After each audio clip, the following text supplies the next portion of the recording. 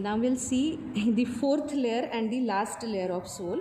For this we have cut the muscles in the third layer of sole. See, this is the flexor hallucis brevis and oblique head of adductor hallucis, and here this is the flexor digiti minimi brevis. We have reflected it. We have also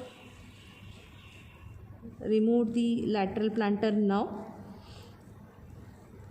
So now the muscles in the fourth layer of sole are 3 plantar interossea and 4 dorsal interossea, tendon of tibialis posterior and tendon of peroneus longus.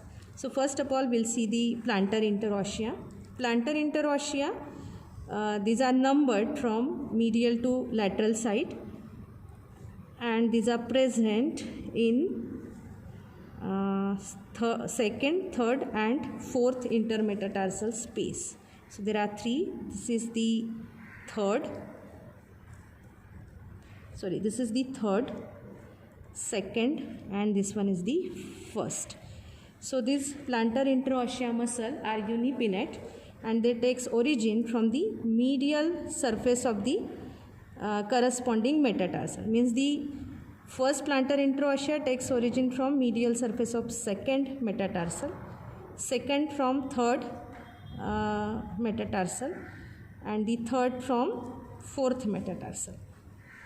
This plantar interossea muscle they are inserted on the medial side of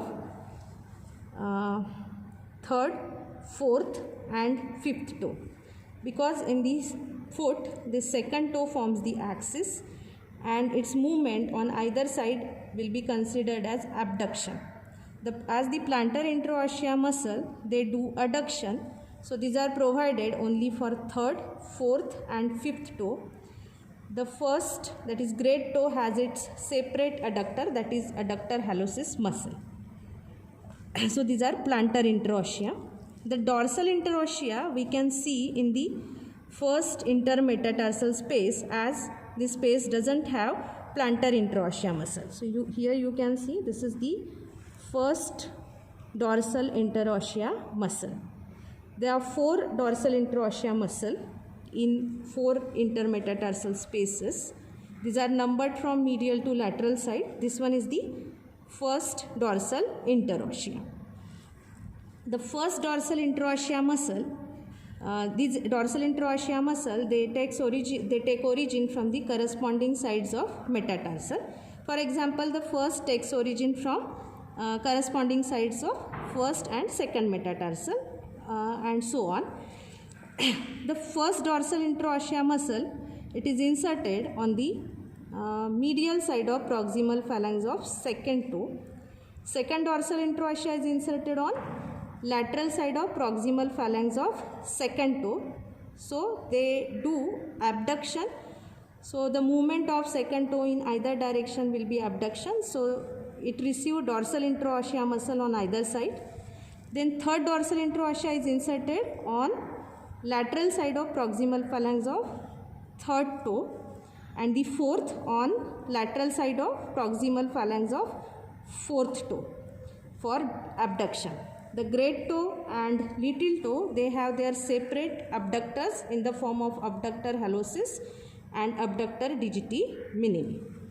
Then the other tendons which are present in the fourth layer of sole is the tendon of tibialis posterior muscle. So here this is the tendon of tibialis posterior muscle and the tendon of peroneus longus muscle. So you can see this is the tendon of peroneus longus. Here it is in the groove on the plantar surface of cuboid.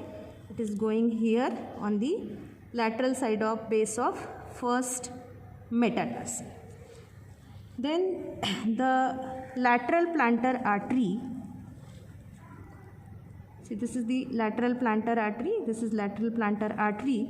This lateral plantar artery enters here between the third and fourth layer of sole, and it forms the deep plantar arch. This plantar arch is mainly formed by this lateral plantar artery, and on medial side it is completed by dorsalis pedis artery.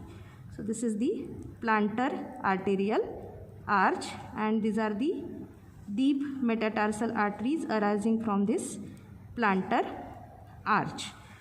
The nerve supply, all the dorsal interossea and palmar interossea, they are supplied by lateral plantar nerve.